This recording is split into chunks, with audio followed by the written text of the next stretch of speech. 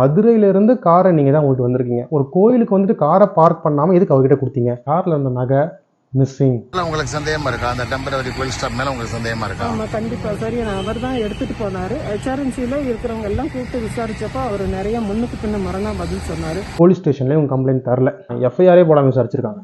தப்பே பண்ணியிருந்தாலும் கொண்டிருக்க வேணான்றது என்னோட இது. கொலை நடக்குது அப்படின்னா அவனை கத்தி எடுத்து குடுத்திருப்பாங்க, இல்லை ஏதாவது சுட்டிருப்பாங்க, ஏதாவது ஒரு வகையில் கொலை பண்ணியிருப்பாங்க. அடிச்சே சாவடிச்சிருக்காங்க அப்படின்னா அது அவனுக்கு எவ்வளோ ஒரு வேதனையை கொடுத்துருக்கும்.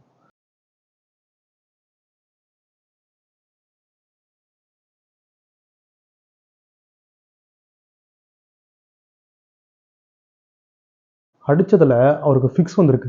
யூரினுக்கு பதிலாக பிளட் போயிருக்கு அவருக்கு. டவுட் எப்படிங்க ஸ்ட்ராங்காக வரும்?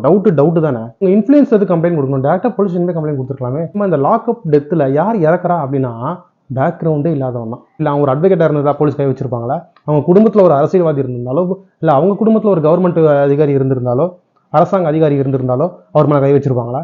பேக்ரவுண்ட் இல்லாதவங்க மட்டும் அப்படி பாதிக்கப்பட்டு இறக்குறான். நாய் அடித்தா கூட கேட்க அமைப்பு இருக்குது பீட்டான்னு.